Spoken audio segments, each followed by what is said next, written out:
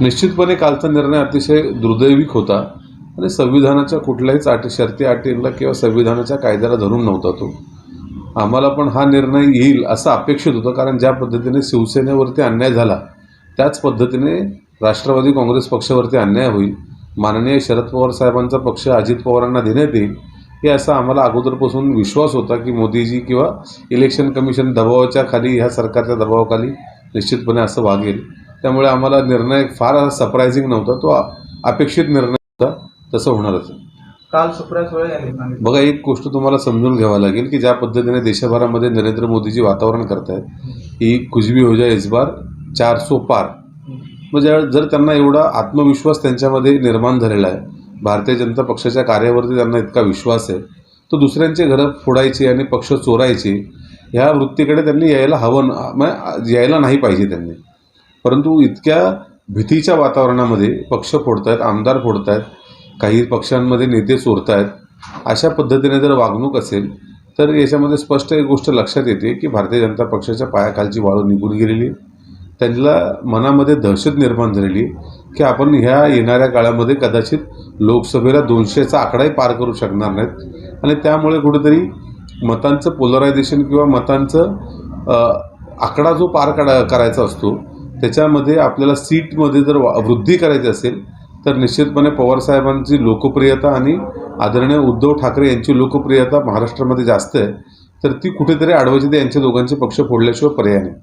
आपण त्याच्या जर पुढे जाऊन पाहिलं तर 1 नंबरचं राज्य लोकसंख्येने किंवा लोकसभेच्या सीटने लागतं उत्तर भारतातलं, 2 नंबरचं महाराष्ट्राचं, 3 नंबरचं बिहारचं. ज्या पद्धती एकतर UPचं राज्य तर निश्चितपणे भारतीय जनता पक्षाकडे त्यांच्याबद्दल काय बोलण्यात अर्थ म्हणजे ते बोलण्यात विषय नाही, पण महाराष्ट्रामध्ये त्यांनी पक्ष फोडला. आणि बिहारमध्ये जर पाहिलं तुम्ही तर मोदीजींनी काय जादू केली नितीश कुमारवरती काय माहिती नाही, पण नितीश कुमार जे आयुष्यभर बोलत होते किंवा मागच्या 5-6 वर्षापासून सातत्यपूर्ण बोलत होते की कुछ भी हो जाए BJP के साथ कभी नहीं, NDA में कभी नहीं जाएंगे, ते अचानक एका रात्रीमध्ये त्यांचं मनपरिवर्तन झालं आणि लगेच त्यांनी आज राजीनामा देऊन दुसऱ्या दिवशी भारतीय जनता पक्षाबरोबर शपथ घेतली. याचा क्लिअर कट एक मेसेज या देशामध्ये जातो आहे की भारतीय जनता पक्ष घाबरलेला आहे, तो एक तर पक्ष फोडतो आहे किंवा सत्ता त्यांच्या बाजूने कशी निर्माण होऊ शकते त्याकडे जास्त लक्ष येतो आहे. त्यामुळे फारसं भारतीय जनता पक्षाला आम्ही महत्त्व देत नाही. येणाऱ्या इलेक्शनमध्ये पक्षाचा सिम्बॉल, पक्षाचं नाव जरी नसलं तरी राष्ट्रवादीचं आत्ता नाव जरी दादांकडे गेलं असलं तरी आमचं चिन्ह, आमचं पक्षाचं नाव शरद पवार असणार आहे आणि पवारसाहेबांचा आश्वासक चेहरा आहे महाराष्ट्रामध्ये. ज्यावेळेस आम्ही घेऊन जाऊ त्यावेळेस निश्चित आम्हाला विश्वास आहे पुरोगामी महाराष्ट्रामध्ये महाराष्ट्राची जनता निश्चितपणे पवारसाहेबांच्या मागे, उद्धवजींच्या मागे उभं राहण्याचं काम करेल आणि भविष्य काळामध्ये याचं मतांमध्ये देखील परिवर्तन होतं. आड व्यक्तिमत्व काहीतरी कुठेतरी अर्धे कोट वाचून येतात हे व्यक्तिमत्व आणि त्याच्यानंतर हे सगळं करा. तुम्ही साधारण विषय समजून घ्या की भारताचं संविधान लिहिण्याची वेळ आली त्यावेळेस कोणी लिहिलं? डॉक्टर बाबासाहेब आंबेडकरांनी लिहिलं. ते संविधान कोणाला सुपूर्द केलं? त्यावेळेचे तत्कालीन प्रधानमंत्री आदरणीय नेहरूजींना त्यांनी सुपूर्द केलं की हे आपण कायद्यांमध्ये रूपांतर केलं पाहिजे आणि त्याच्यानंतर संविधानाची पूर्ण देशामध्ये आपण अंमलबजावणी करतो. म्हणजे ज्या नेहरूजींना जर असं वाटत असेल कधी की आपण ते आरक्षण नाकारलं पाहिजे तर त्यांनी बाबासाहेबांना सांगून किंवा त्यांच्या त्यावेळेसच्या सगळ्या जे त्या मंडळामधले होते त्यांना सांगून आरक्षणाचा क्लॉजच उडवू शकले असते ना. अर्थात स्पष्ट आहे की नेहरूजींची इच्छा होती आणि त्यामुळे ते संविधानामध्ये आलं आणि सगळ्या त्यांच्या मेजॉरिटीने तो पारित केलेला विषय. हे मोदीजींचं कसं आहे की त्यांना आवडेल तसा विषय काही सांगायचं आणि त्याच्यानंतर सोशल मीडियाला त्यांच्या कामाला लावून टाकायचं. नेहरूजी किंवा गांधी या परिवाराची बदनामी करण्यामध्ये त्यांना त्याच्यातच धन्यता समजते.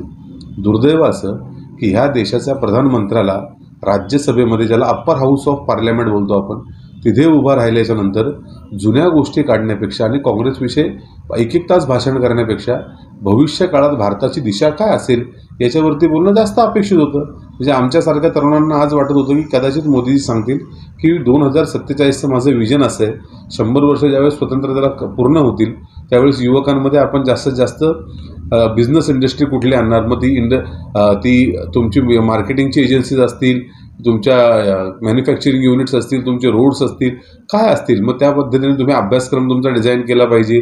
मुलांना शिक्षण त्या पद्धतीने घेतलं पाहिजे किंवा नोकऱ्या आपण पुढच्या 10 वर्षामध्ये अशा पद्धतीच्या निर्माण करणार. तुम्ही तुमच्या आता शिक्षणाची पद्धती बदलून घ्या. परंतु तसं काही न करता नेहरू इथे चुकले, गांधी तिथे चुकले, राहुल गांधी तिकडे चुकले, सोनिया गांधी इकडे चुकल्या, खरगेंनी असे टिंगल-टवाळ्या करणारा प्रधानमंत्री एवढं बोलण्याशिवाय यांच्याकडे दुसरा म्हणजे आम्हाला तरी दुसरा शब्द काय आठवत नाही. मोदीजी काही बोलू शकतात, त्यांच्या बोलण्यावरती फारसं आता देशातले नागरिकही सिरियसली घेत नाही. सबका साथ सबका विकास बोलणाऱ्या मोदीजींना आमचा फक्त एकमेव प्रश्न आहे, महिलांच्या प्रती जर आपल्या इतक्या चांगल्या भावना असतील, तुमच्या घरी माता बहिणी आहेत, आमच्या घरी माता बहिणी आहेत, ज्यावेळेस मणिपूरमध्ये माता बहिणींवरती अत्याचार होत होते, त्यांना जिवंत पेटवलं जात होते, त्यावेळेस तुमच्या सद्भावना कुठे होत्या? जर तुमचा सबका साथ सबका विकास अशा पद्धतीने असेल तर भारताचा नागरिक म्हणून मला तो सबका साथ आणि सबका विकास अजिबात पटणार नाही. त्यांची तब्येत अतिशय बिकट आहे. आत्ता ते सध्या रिकव्हरी मोडमध्ये आहेत, त्यामुळे त्यांना कोर्टाने जामीन मंजूर केलेला आहे. त्यांची तब्येत सुधारावी ही राष्ट्रवादी काँग्रेस पक्षाच्या सर्व कार्यकर्त्यांची इच्छा आणि महाराष्ट्रातल्या पुरोगामी विचारांच्या सर्व नागरिकांची इच्छा आहे. त्यामुळे पवारसाहेबांनी आत्तापर्यंत तरी त्यांना असं कुठलंही प्रेशर केलं आहे असं मला जाणवत नाही की आपण आमच्याच गटात असलं पाहिजे, त्याच गटात असलं पाहिजे. नवाबभाई स्वतः एक स्वतंत्र व्यक्तिमत्व आहेत, त्यांना चांगल्या पद्धतीने माहिती की काय करायचं. आणि जे नवाबभाई आयुष्यभर भारतीय जनता पक्षाशी लढले, अमित शहा तडीपारपासून गृहमंत्री कसा झाला यांनी आयुष्यभर सांगितलं. एन सी बीची जी कार्यप्रणाली होती ती कशा पद्धतीने चुकीची होती ते सांगितलं. ईडीची कार्यप्रणाली कशा पद्धतीने चुकीची होती ते सांगितलं. ते कधीच भारतीय जनता पक्षाच्या अलायन्स पार्टनरसोबत जाणार नाहीत हा आम्हाला ठाम विश्वास आहे. परंतु ते त्यांचा निर्णय घेतील. पण आमची इच्छा आहे की त्यांनी त्यांच्या तब्येतीकडे लक्ष द्यावं, त्यांच्या तब्येतीची काळजी घ्यावी. राजकारणाचे भाग नंतर पाहता येईल.